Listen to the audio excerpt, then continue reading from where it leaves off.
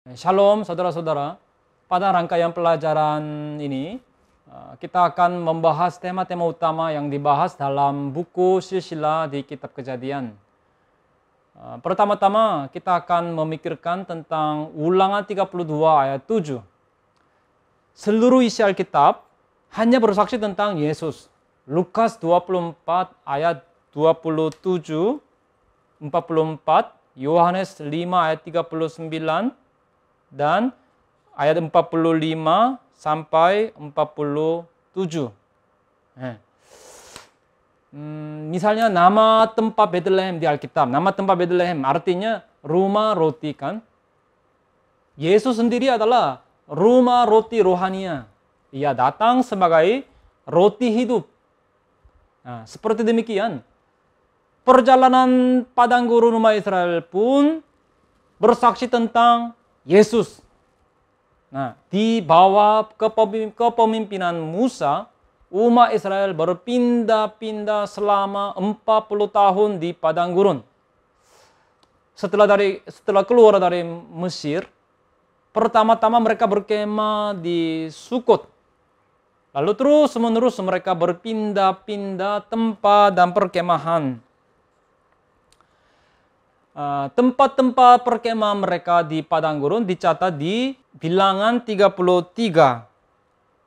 Bilangan 33 ayat 5 dikatakan, berangkatlah orang Israel dari Rameses lalu berkemah di Sukot. Perkemahan pertama di padang gurun Sukot.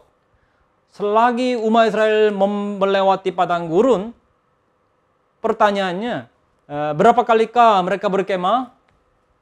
Termasuk perkemahan mereka di Gilgal di tanah Kanaan. Tempat perkemahan mereka total ada 42 tempat. Mengenai hal ini dibahas secara detail di buku kedua seri Sejarah Penebusan yang berjudul Pertemuan yang Terlupakan.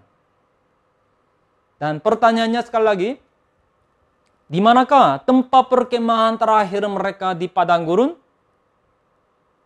Di padang gurun itu adalah tempat perkemahan ke-41 dataran Moab. 41 yaitu dataran Moab. Dataran Moab.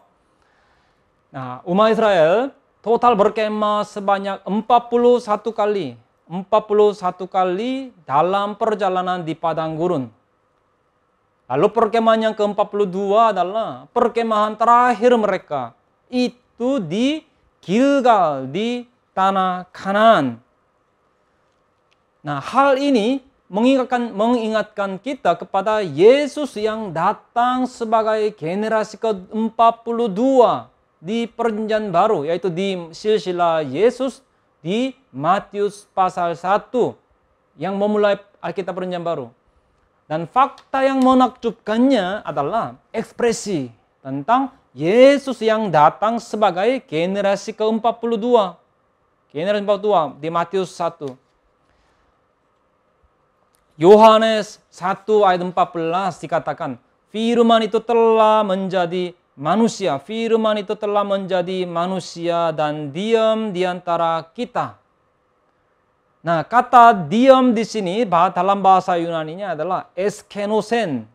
Eskenosen yang berarti memasang tenda. Memasang tenda. Kalau Rasul Yohanes, ketika Rasul Yohanes menulis Alkitab, Roh Kudus membuatnya memakai kata tersebut. Nah, tentang peristiwa kedatangan Yesus pertama yang mana firman datang dengan menjelma menjadi manusia, itu diumpamakan sebagai apa? Yaitu Yesus datang ke bumi ini dan memasang tenda. Referensi di 2 Korintus pasal 5 ayat 1. Paulus menyebut tubuh manusia sebagai di dalam kemah ini. Di kemah ini, kemah, tempat kediaman, ya. Tempat kediaman. Nah, silsilah di Matius pasal 1 menyatakan bahwa Yesus memasang tenda di bumi ini pada generasi yang ke-42. Nah, coba kita hubungkan silsilah di Matius pasal 1 dengan Yohanes pasal 1 ayat 14. Dari generasi pertama sampai generasi ke-41, itu hanya manusia berkemah saja. Manusia berkemah saja. Atau memasang tenda saja. Tetapi, generasi ke-42 adalah firman menjelma menjadi manusia dan memasang kemah. Nah, firman Allah adalah kemah yang datang ke bumi ini. Di hari akhir, kemah Allah akan ada bersama dengan manusia. Wahyu pasal 21 ayat 3 mengatakan demikian. Wahyu pasal 7 ayat 5. Wahyu pasal 7 ayat 5. Karena itu mereka berdiri di hadapan takhta Allah dan melayani Dia siang malam di bait sucinya. Dan Ia yang duduk di atas takhta itu akan membentangkan kemahnya di atas mereka. Wahyu 21 ayat 3, kemah Allah ada di tengah-tengah manusia. Nah, Tuhan akan datang kembali. Tuhan akan datang kembali dan Ia akan menuntun kita ke kerajaan surga yang kekal. Jadi, tempat yang akan kita masuki dan berkemah yang terakhir adalah kerajaan surga. Langit baru dan bumi baru. Roh, jiwa, hati yang baru dan tubuh yang baru. Kalau kita rangkumkan sekali lagi dalam tabel, adalah seperti berikut ini. Yaitu, coba kita bandingkan padang gurun. Kalau Kisah Para Rasul pasal 7 ayat 38, jemaah atau church in wilderness. Gereja di padang gurun. Lalu Kanaan, itu bayangan surga. Nah, kalau di bilangan 33, itu adalah perjalanan di padang gurun. Nah, perkemahan ke-41 itu di mana? Itu di Moab, dataran Moab. Dataran Moab, perkemahan terakhir di padang gurun. Lalu, perkemahan yang ke-42, itu Gilgal, di tanah Kanaan. Kemudian, kalau kita lihat di Matius pasal 1, silsilah Yesus di Matius pasal 1, generasi ke-41 ini, ini 1, Yesus lahir berdiam, lalu generasi ke-42, siapa? Yesus dicatat sebagai generasi ke-42.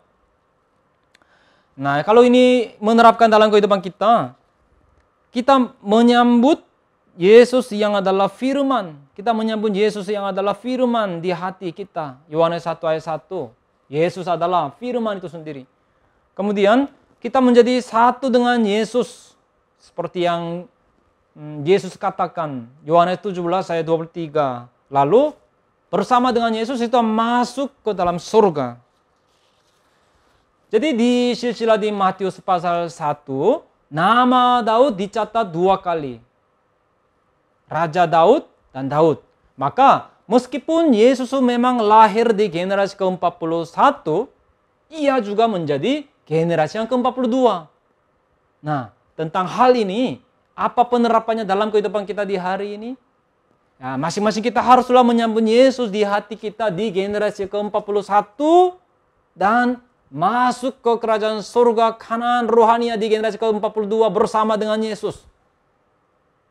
Dataran Moab, tempat perkemahan yang ke-41 yang terakhir dari umat Israel di padang gurun, sangatlah penting dari sudut pandang sejarah penebusan. Jika lihat di bilangan 33 ayat 48, 49, dan 50, dataran Moab disebut berulang kali sebanyak 3 kali.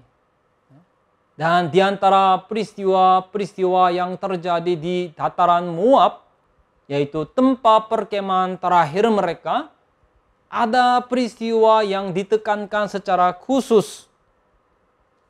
Itu adalah tentang Musa yang mengulangi hukum Taurat bagi orang-orang generasi kedua di padang gurun, mengajarkan firman. Yaitu sebelum memasuki tanah Kanaan, Musa mengajarkan firman kepada generasi yang kedua, generasi yang baru. Yang mencatat tentang hal itu adalah kitab Ulangan, yang merupakan kitab terakhir dalam Pentatuk. Ulangan 1 ayat 1, 3, dan 5. Nah, lalu di kitab Keluaran pun, di kitab Ulangan pun, Ulangan 32 ayat 7 adalah ayat yang paling penting yang bagaikan kesimpulan dari seluruh kitab Ulangan. Ulangan 32 ayat 7 ini adalah sebuah ayat yang mana saat penulis buku seri sejarah penebusan ini berdoa, ia mentok di ayat ini. Ingatlah, pertama, ingatlah kepada zaman dahulu kala. Kedua, perhatikanlah tahun-tahun kotoran yang lalu. 3, tanyakanlah kepada ayahmu, maka ia memberitahukannya kepadamu. Kepada para tua-tuamu, maka mereka mengatakannya kepadamu. Nah, ini adalah firman yang Musa sampaikan kepada generasi kedua sebagai wasiat terakhir dengan hati yang penuh rasa iba dan khawatir terhadap generasi kedua menjelang kematiannya. Nah, ingatlah zaman dahulu kala. Ini maksudnya agak samar-samarkan. Zaman dahulu kala yang disebut ini berarti kapan? Apa sih zaman dahulu kala? Sehingga sampai dipakai dalam bentuk perintah kepada kita. Ingatlah. Katanya, penulis buku seri sejarah penebusan, Pendeta Abraham Pak, ketika membaca ayat ini, tiba-tiba blank. Lalu terus sadarkan, oh, pastilah ada kehendak yang tersembunyi, yang dalam, yaitu Tuhan inginkan di ayat ini. Beliau di malam hari berdoa sambil meneteskan air mata dan memukul tanah, lalu membaca Alkitab di siang hari. Katanya beliau bolak-balik Alkitab sambil berusaha untuk mengingat zaman dahulu kala dan memperhatikan tahun-tahun keturunan yang lalu. Saat itu, bagi beliau dalam kasih karunia Tuhan, teringat silsilah di Kejadian pasal 5 dan 11. Nah, kedua silsilah tersebutlah yang dimaksudkan dalam perintah Musa tadi. Dan ini menjadi rambu yang penting dalam sejarah penebusan. Di saat ini, terlebih dahulu kita akan lihat arti zaman dahulu kala menurut naskah aslinya yang diperintahkan untuk kita ingat. Saat menuju pada zaman dahulu kala, biasanya dipakai kata kedem.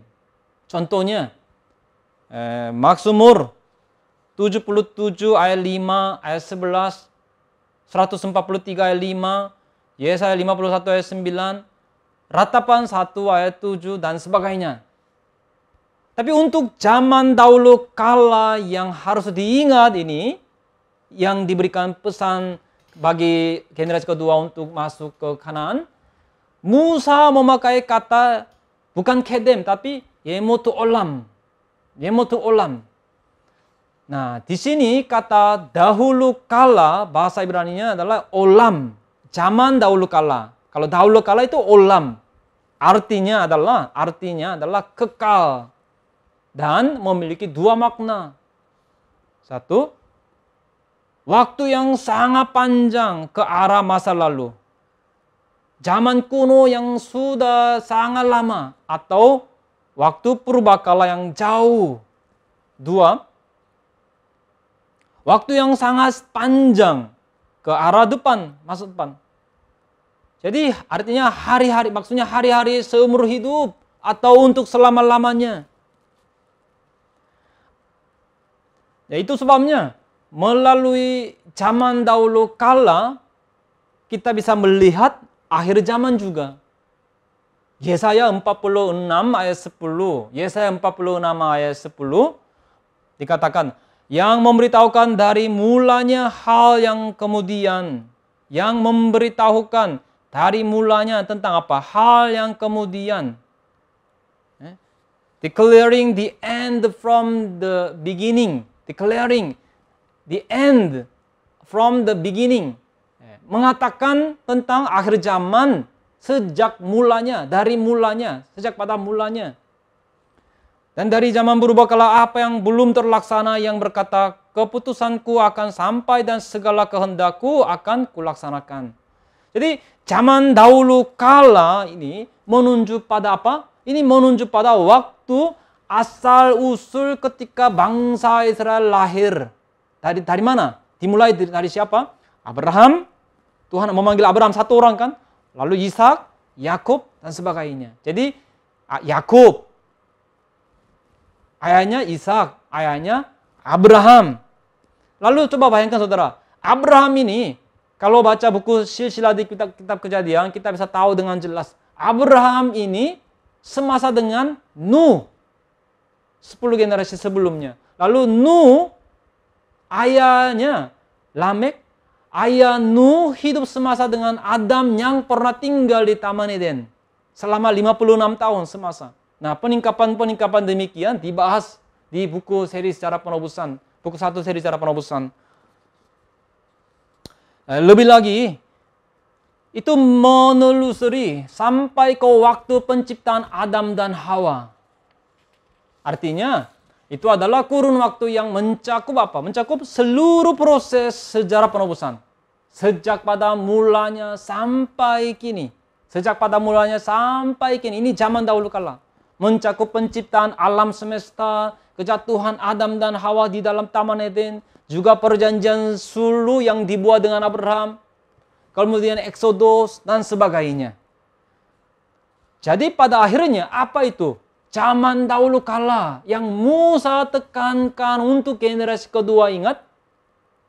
Itu bukanlah zaman dahulu kala semata, melainkan itu merupakan zaman dahulu kala yang di dalamnya terkandung pekerjaan keselamatan Allah.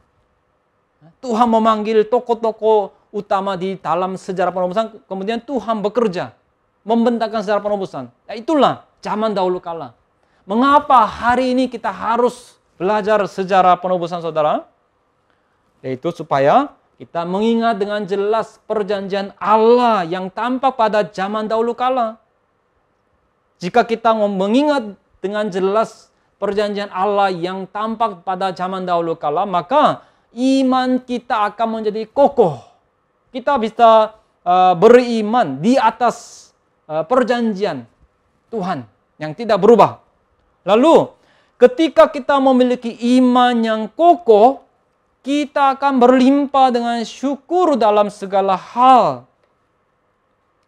Sehingga hasilnya di hati kita tidak akan henti-hentinya keluar sukacita dan apa? Sukacita dan pujian. Mazmur 111 ayat 1 sampai 4. Semoga saudara-saudara belajar sejarah penebusan dengan baik, dengan tekun, dan dengan demikian saudara semua layak bisa masuk ke dalam tanah janji, Kanaan rohania, kerajaan surga. Tuhan memberkati.